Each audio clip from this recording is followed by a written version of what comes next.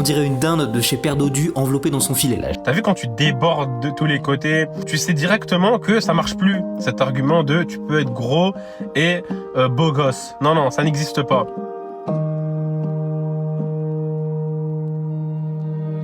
Ces mots, ces insultes, on les entend. Sur les réseaux, dans la rue, au collège. Parfois, on se dit que c'est juste une blague, que ce n'est pas si grave. Et pourtant... À 20 ans, on m'avait brisé le cœur. Pas par amour, mais par une seule phrase. Tu te ne marieras jamais avec mon fils. T'es beaucoup trop grosse, ma fille. Uniquement à cause de mon IMC, j'ai suivi plus de 15 refus d'assurance de prêt. Pendant ma grossesse, une sage-femme m'a dit lors d'une échographie que c'était dommage parce qu'avec tout ce gras, elle avait du mal à voir mon bébé. Tout ça porte un nom, c'est de la grossophobie. Et comme toutes les discriminations, elle repose sur des préjugés. Les préjugés, c'est qu'on leur dit souvent qu'ils sont feignants, qu'ils font pas assez de sport, qu'ils mangent trop. Et il y a aussi les mannequins et souvent les concours de beauté. Ce ne sont jamais des personnes en surpoids, ce sont toujours des personnes minces. Et surtout, on lui dit va courir et tout. Nous, c'est la classe de 3e 1 du collège Les Explorateurs de Cergy. Et on s'appelle... Yacine, Fatoumata, Yasmine, Alexandre, Olivia, Kimber, Marwan, Samy, Ryan, Placide. Notre mission, c'était de travailler sur une discrimination. On a choisi de combattre la grossophobie. Et moi j'ai choisi celui-là parce que ça me touchait à cœur de voir des gens discriminés pour cette cause-là, alors qu'en réalité c'est pas forcément de leur faute. Avec nous, notre prof de français, des journalistes de l'association Fake Off. Mathieu et elle. C'est Florine. Ensemble, on a enquêté, interrogé chercheurs, experts et militants. Et ça nous a emmenés là où on ne s'y attendait pas. C'est la classe de 3e 1 du collège Les Explorateurs de Cergy. Fake Off présente Casse tes préjugés grossophobes.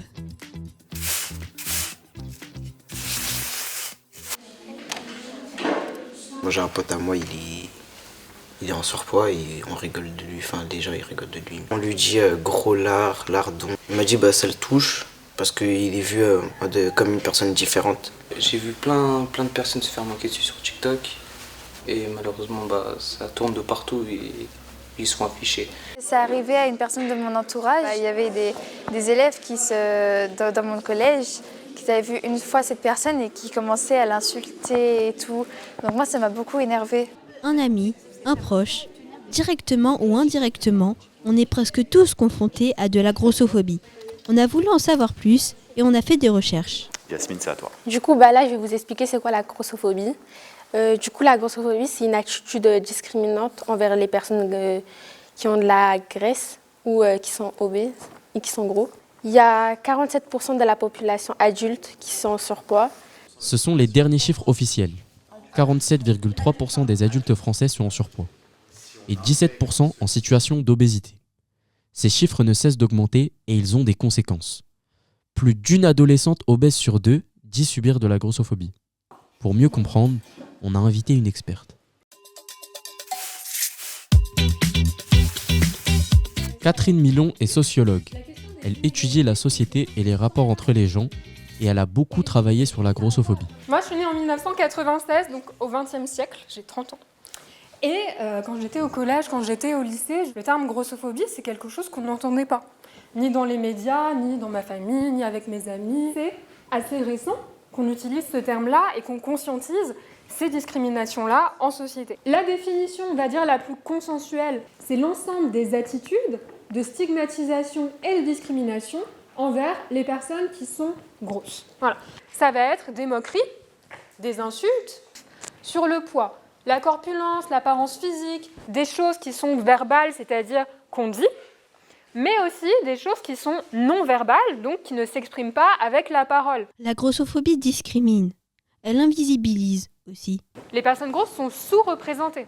Sous-représentées, ça veut dire qu'on ne les voit pas, et quand on les voit, elles sont présentées comme pas fun, ou bien parfois il y a le gros un peu rigolo. Pas très attirante, pas très désirable, des histoires d'amour avec des acteurs ou des actrices grosses. Non. Bonjour, moi je m'appelle Abdallah. Madame, ce serait pour vous poser la question, à quoi correspond vraiment l'IMC ? C'est un nombre, chacun en a un. où en fait on va calculer chez les individus le rapport entre le poids et la taille. Selon notre IMC, on va être classé dans des catégories comme étant normal, ayant un poids normal, étant en surpoids, étant en obésité, légère, modérée, sévère. Vous connaissez Teddy Riner ? Teddy Riner, je pense qu'il est catégorisé comme obèse. Pourtant, il n'y a pas forcément de problématique de santé, mais l'IMC à lui seul ne suffit pas comme indicateur, parce qu'on peut avoir un IMC très élevé et avoir une santé au top, et avoir un IMC normal et être en très mauvaise santé. L'IMC, on en a aussi parlé à un DRH, un directeur des ressources humaines. C'est lui, entre autres, qui embauche ses salariés dans une entreprise. Pendant très longtemps, Didier Bille a joué le jeu, avant de dénoncer les discriminations dans le monde du travail et d'en faire un livre. Sur toutes les discriminations à l'embauche, où est-ce que se situe la discrimination qu'est la grossophobie? C'est la première. C'est la première et loin, très très loin devant toutes les autres. Je suis dans les ressources humaines maintenant depuis presque 30 ans. Je n'ai recruté qu'une seule personne obèse. Ce sont des préjugés qui aujourd'hui, ceux-là, ne sont pas beaucoup combattus. Comment vous vous êtes rendu compte des discriminations qu'il y avait dans l'embauche ? Il y a beaucoup de managers, un peu moins maintenant, mais qui n'ont aucun problème quand on est dans une pièce sans témoin pour vous dire clairement pourquoi ils ne veulent pas de personnes obèses. La caricature d'une personne en surpoids, c'est assis devant le sofa en train de regarder la télévision et en mangeant une pizza. Le préjugé, souvent, de la part du manager qui recrute, c'est cette personne ne va pas travailler autant que les autres. C'est uniquement des préjugés. Vous embauchez à cause du physique ou vous embauchez plutôt à cause des expériences de la personne et du travail, de la façon dont elle parle et tout ? Si vous avez les compétences nécessaires, vous allez avoir des points. On va dire que vous allez avoir 50 points, 60 points. C'est une image. Hein. Et puis on en retire. Ce n'est pas tout de suite non, on n'embauche pas, c'est quand vous arrivez, si vous n'avez pas la bonne tenue, vous perdez des points. Si la personne est en surpoids, obèse, on lui retire des points. Et c'est comme ça que fonctionne la discrimination. Ce qui se passe dans le monde du travail se passe aussi au collège. Vous vous rappelez de Catherine Milon ? Elle nous a parlé d'un exemple qu'on connaît bien, les cours de sport. Elle est en 6e. Elle est grosse, ou en tout cas elle est perçue comme grosse par ses camarades. Dans les cours de PS, qu'est-ce qu'Émilie elle peut expérimenter ? Des regards. Des regards négatifs aussi. Quelqu'un a d'autres idées ? Peut-être qu'on ne peut pas le choisir tout simplement, c'est-à-dire il est choisi peut-être des fois en dernier, ou des fois il n'est pas choisi, on le met dans une équipe. C'est deux très très bonnes réponses. Émilie, quand elle est en cours de sport, elle peut avoir peur de passer devant tout le monde. Parfois, ils vont préférer carrément se faire dispenser. C'est pas parce qu'ils ont la flemme, c'est pas parce qu'ils sont fainéants, c'est parce qu'ils savent qu'à partir du moment où ils entrent dans la salle de sport, dans le gymnase, ils vont être confrontés à cette multiplicité d'épreuves, de choses négatives, de difficultés. Allez, comment on fait pour lutter ? Regarder les personnes obèses, entre guillemets, comme nous, enfin comme on est, genre ça reste 5 minutes, ça reste 16 minutes, ça fait du bien, ça reste toi. Sarah était en surpoids, elle était la cible de moquerie de ses camarades d'après la maman de la fillette, elle aurait même évoqué un passage à l'acte. Parfois, le regard et les mots des autres peuvent avoir des conséquences bien plus dramatiques. Sarah, Jonathan, Christopher, la grossophobie et le harcèlement peuvent tuer. C'est honteux de la part des harceleurs de se moquer des gens en surpoids. C'est troublant de savoir ça parce que c'était une fille très jeune, elle a fait seulement 9 ans. Et qu'elle se suicide à cause de ça, c'est très choquant. Est-ce que vous comprenez quand on dit que les mots peuvent avoir de graves conséquences, que les mots sont aussi parfois, voire plus efficaces que des armes ? Est-ce que vous voulez que ça change ? Donc si vous faites le nécessaire, si vous faites entendre votre voix, si vous réagissez quand vous entendez quelqu'un qui se moque d'une autre personne, qu'est-ce que vous allez réussir à faire ? Intervenir. Intervenir, ça veut dire essayer de faire bouger les choses. Et même si vous êtes les premiers à faire ça, dites-vous que derrière vous, il y en aura d'autres. On va quoi ? Agir. On va quoi ? Agir. J'entends pas les 26 élèves. On va quoi ? Agir. Alors, connaissez-vous des personnes qui sont grosses, mais qui s'acceptent comme telles et qui sont connues dans la société ? Oui, j'en connais. Il y a Virginie Grossard. Tu peux nous dire qui c'est ? C'est qui ? C'est une TikTokeuse. Virginie Grossa, mannequin grande taille et influenceuse. Sur les réseaux, elle partage des anecdotes de sa vie. Une manière de sensibiliser à la grossophobie. Comme elle, d'autres personnalités se battent pour que tous les corps soient acceptés. Par exemple, Lizzo, c'est une chanteuse qui fait des musiques pour soutenir les personnes en surpoids. Elle l'est elle-même et tout, et elle s'assume comme telle. Il y a aussi Vincent Machet, obèse et marathonien. Ou encore... On travaille sur Romain Dico. Romain Dico, c'est une judokate qui a reçu beaucoup d'insultes par rapport à sa corpulence. Et elle a témoigné ça dans un article. Des personnalités inspirantes qui cassent les préjugés. Et puis, on en a trouvé une autre qui nous a beaucoup intéressés. Un autre groupe, il a trouvé Anne-Sophie Joly. C'est une autrice de « Je n'ai pas choisi d'être grosse », fondatrice et présidente du collectif national des associations d'obèses. Et du coup, on a reçu ses contacts. On l'a contactée, elle était disponible pour une visio. Alors, on a préparé nos questions. On va lui poser des questions sur sa vie, genre. Comment vivez-vous votre obésité? Moi, je pense que c'est intéressant. Et tu vois, cette question, comment vivez-vous votre obésité, il y en a peut-être une autre qu'on a envie de lui poser, c'est est-ce qu'elle a subi de la grossophobie? Oui, c'est ce que j'ai dit ici. Bonjour. Bonjour, je suis désolée, je suis une malade. Bonjour, je m'appelle Simona et ma question c'est comment vivez-vous votre obésité? Alors, comment je la vis? Toutes les deux, on va bien. Quand j'avais une trentaine d'années et que j'allais à la boulangerie et que les clients, voire les vendeuses de la boulangerie me regardaient en se disant « mais qu'est-ce qu'elle fait là? Elle est assez grosse, elle n'a pas besoin d'en rajouter une couche. » C'est de la stigmatisation, c'est de la grossophobie. J'ai refusé à un moment donné de baisser les yeux. C'est terminé. Je ne baisserai plus jamais les yeux. Ne plus baisser les yeux, échanger les regards. Anne-Sophie Joly et le CNAO ont un combat. Faire reconnaître l'obésité comme une maladie chronique, avec plusieurs facteurs. La plupart des gens partent du principe que arrêter de bouffer, je vais être un peu cru, arrêter de bouffer, aller courir, c'est quand même pas compliqué. Mais si, c'est beaucoup plus compliqué que ça, parce que c'est une maladie. Selon vous, pourquoi il y a une hausse de personnes en surpoids, sachant que la société nous encourage à manger équilibré? Plus les gens sont précaires, plus ils sont vulnérables et sensibles à prendre du poids, parce que les produits qui sont vendus dans les supermarchés, les moins chers, sont ceux qui sont les moins qualitatifs, et qu'il y a une transmission intergénérationnelle. Un couple qui a un désir d'enfant, l'un des deux parents a un problème de poids, l'enfant a 40% de chance de récupérer le problème de poids. Quel message vous auriez à passer justement pour lutter contre cette discrimination à ces jeunes qui travaillent sur ce sujet justement? L'acceptation de la différence, quelle qu'elle soit, mais vraiment quelle qu'elle soit. La couleur de peau, les origines, on est des individus, notre sang il a la même couleur, notre tristesse elle a la même couleur, nos pleurs ils ont la même couleur, on n'a pas besoin d'en rajouter une couche. Laissez les adultes être bêtes s'ils ont décidé d'être bêtes. Mais vous êtes l'avenir, soyez plus intelligents que tout ça. La question que j'ai à vous proposer, j'organise le 4 mars prochain au ministère de la Santé les 2e états généraux de l'obésité. Si vous êtes d'accord pour faire quelque chose sur lequel on peut co-travailler, moi je m'engage et je vous invite à rendre ce travail au ministère de la Santé devant des ministres, des députés et des sénateurs. Et des médecins. Oui, on va le faire. Oui. Avec plaisir. Merci. Ça va, pas trop la pression? Non. Un peu de ouf. Non, serein. Ah, serein. Ça va le faire? Bien sûr.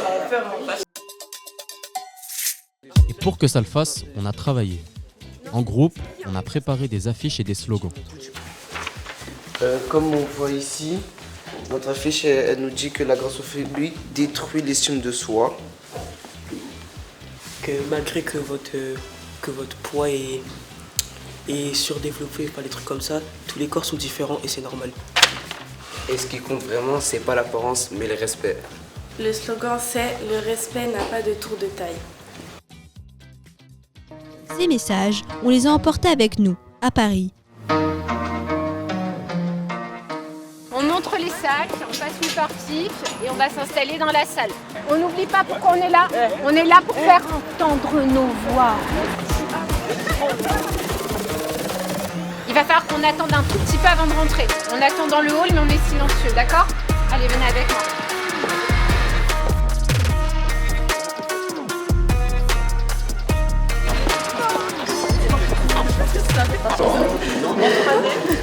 Ça va les jeunes? Professeur Misery, vous connaissez? Enchanté, monsieur. Non, voilà. Non, mais Enchanté, monsieur.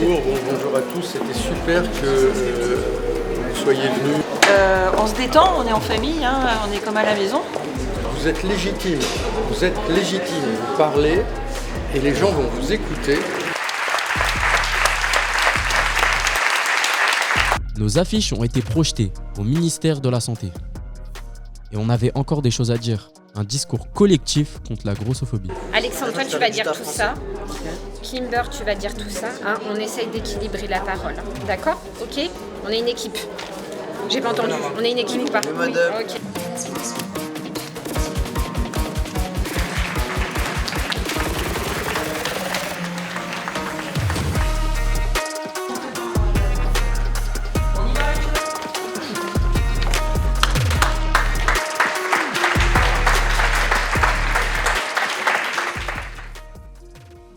La grossophobie commence dès le plus jeune âge. À l'école, certains enfants vont en classe la boule au ventre, pas à cause d'un contrôle ou d'une leçon mal apprise, mais à cause des moqueries sur leur corps. Quand ils rentrent chez eux, ces enfants n'ont plus envie de se regarder dans un miroir. Ils finissent par se détester et par croire que les insultes disent la vérité. Pourtant, le problème ne vient pas d'eux. Il vient du regard des autres et d'une société qui valorise un seul type de corps et qui oublie que chaque enfant mérite le respect. Nous, élèves de 3e, voulons dire aujourd'hui, en 2026, que tant qu'il y aura des regards qui blessent, des paroles qui humilient et des discriminations fondées sur le poids, nos voix devront s'élever. Nos actions, nos paroles et nos engagements serviront à rappeler que chaque personne mérite respect et égalité. Car lutter contre la grossophobie, c'est défendre bien plus qu'une cause, c'est défendre la justice et la dignité de toutes et tous.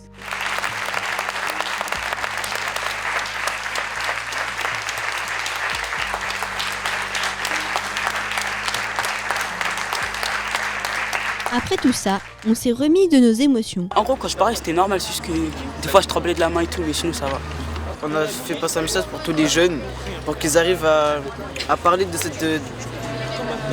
ce sujet-là, pour voir qu'il soit caché, mais vraiment il soit explicité. Et enfin, on s'est retrouvés une dernière fois, au collège, à Cergy, l'heure du bilan. On a commencé à parler, sauf que moi, au moment où je suis montée sur scène, quand j'ai vu le monde, les caméras et tout, je me suis sentie, j'ai eu l'impression que j'allais tomber et mourir sur place. J'avais envie de retourner chez moi et de sous mon plaid en train de regarder Netflix tranquillement. Et en fait, ça s'est plutôt bien passé. Est-ce qu'il y a des choses qui ont changé? Est-ce qu'il y a des choses, par exemple, je pense aux insultes, parfois on ne pense pas forcément à ce que ça veut dire au fond. Est-ce qu'il y a des choses que vous pouviez dire avant et que vous ne diriez plus aujourd'hui? Moi, quand je voyais quelqu'un qui était en surpoids, par exemple, qui tombait ou qui s'asseyait quelque part, je rigolais à chaque fois. Mais maintenant, je sais que je vais plus le faire parce que je sais que si la personne, elle me voit, ça peut être blessant, très très blessant pour elle. Et même moi, je pense que même moi, ça va me blesser en fin de compte parce que dans ma tête, je vais me dire, mais c'est quoi cette méchanceté que j'ai en moi et ça va me blesser. En fait, les personnes en surpoids, quand elles s'autodénigrent, en fait, c'est plus un moyen de défense. Elles aiment pas leur corps et du coup elles essaient de faire rire les personnes alors qu'elles ça leur fait vraiment pas rire. À cause de nous qu'ils aiment pas leur corps car on fait beaucoup de réflexions sur leur corps. Du coup ils s'imaginent plein de choses. Quand ils vont se regarder ils vont dire ah bah il a raison, et du coup ils s'aiment plus à cause de notre réaction à nous. Quand ça fait longtemps par exemple j'ai pas vu une personne que je connais, elle a pris un peu de poids. Avant c'est pas que je me moquais mais genre je la voyais pas comme ce que je la voyais avant. Et du coup, ça me faisait bizarre. Mais là, grâce à ce projet-là, du coup, même si je vois une personne qui a changé, ça me fera rien parce que, en vrai de vrai, elle a pas changé du coup. Elle a pas changé du tout. C'est une petite graine là que vous avez semée. Mais regardez ce qu'elle fait.च que vous allez inciter les autres à faire de même. Et ça, c'est une société dans laquelle moi je veux vivre. Donc bravo à vous.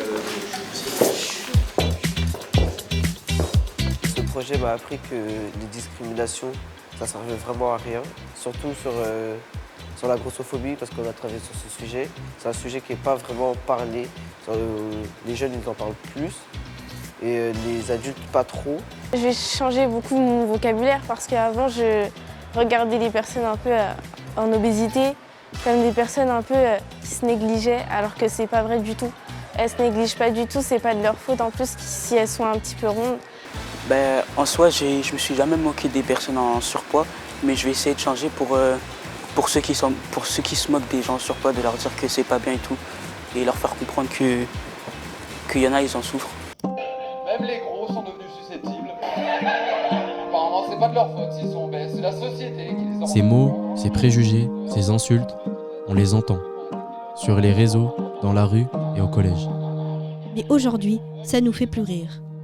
Et à partir de maintenant, on laissera plus passer.